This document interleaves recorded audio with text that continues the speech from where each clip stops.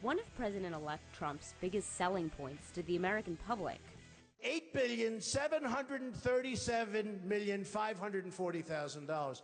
That's the kind of thinking our country needs. Might become one of his biggest weaknesses.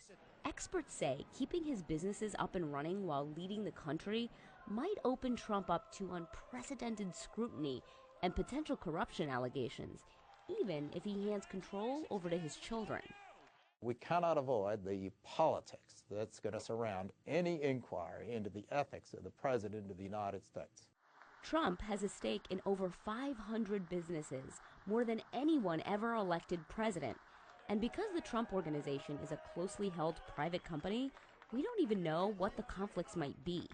Federal law governs conflicts of interest, but it doesn't apply to the president or the vice president.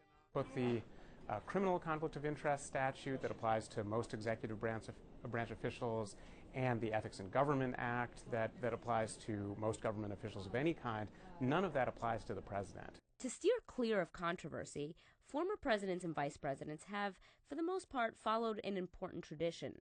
They either put their money in a so-called blind trust or bland investments like U.S. Treasuries and mutual funds. Presidents have followed important ethical traditions, like releasing their tax returns, something Donald Trump has already ignored.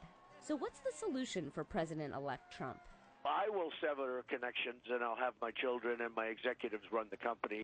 The Trump Organization announced it would transfer the business to his children without mentioning a blind trust.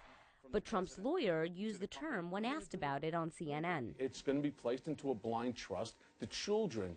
Experts say that's not even close to the definition of a blind trust. And when we reached out to Cohen for further clarification, he declined to comment.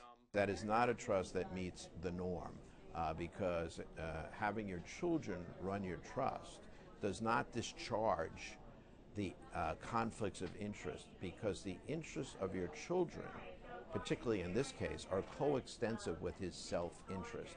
A real blind trust requires the president to sell off assets. Trump's blind trust would keep his current businesses up and running. A real blind trust requires an independent trustee to oversee the assets. In Trump's blind trust, his children would control the company, the same children who helped run his campaign and are on his transition team. In a real blind trust, the president doesn't know where the money is invested. That's the blind part. Trump already knows where all of the investments are. If you know you own the Empire State Building and you put it into a blind trust, you don't forget that you own the Empire State Building. What Trump has proposed is the opposite of a blind trust. And as president, there's no law to stop him from doing it.